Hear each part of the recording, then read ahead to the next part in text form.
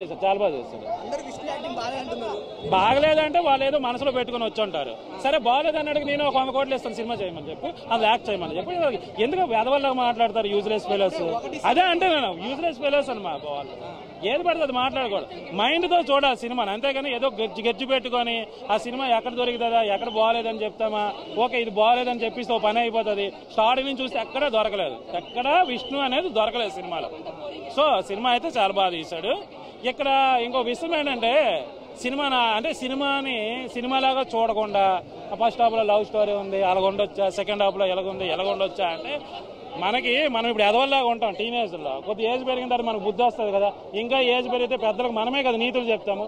అలాగే ఒక సినిమా ఒక హీరో కానీ ఒక వ్యక్తికి భక్తి పుట్టాలంటే కొంత ఏజ్ చిన్నప్పుడు రెండరా టెంపుల్కి వెళ్తామంటే రాము, తర్వాత మనమే పిల్లలకు బతిమాలుకుంటూ తీసుకెళ్తాము. అంటే అక్కడ వెళ్ళకపోయినా తర్వాత ఎందుకు వెళ్తాము?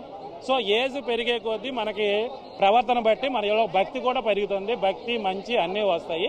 సో సినిమా అయితే నాకు చాలా బాగా నచ్చింది.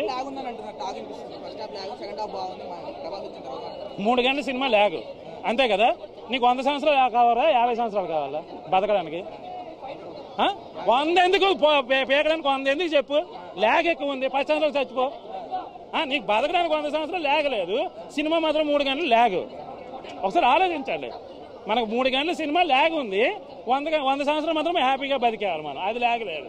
ఎందుకు ఏం పీకుతాం? రోజు పడుకుంటాం, పొద్దున్న లేస్తాం, 3 పూటలు తింటాము, మళ్ళీ వెళ్తాం, మళ్ళీ పడుకుంటాం, తింటాం, ఇంతే తప్ప ఎందుకో ఏముండదు రొటీషన్.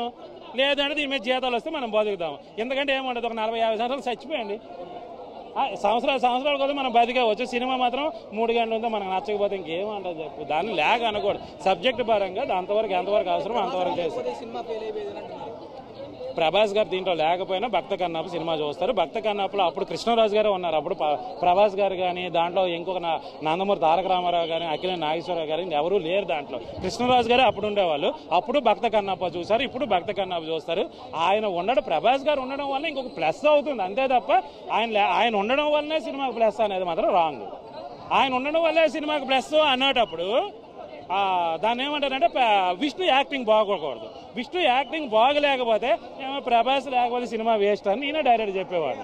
కానీ ప్రభాస్ని కూడా మరిపించే విధంగా విష్ణు యాక్టింగ్ చేశాడు కాబట్టి ఇది విషయం. ఇదిగే RRR అప్పుడు కూడా RRR అప్పుడు కూడా రామ్ చరణ్ ఏముండదు, ఎన్టీఆర్దే అంత ఉంటుంది, ఇంక తేలిపోతాడు. అంటే థియేటర్లోకి వెళ్ళేటప్పటికి ఏమైపోయిందో మనకు అర్థమైంది కదా.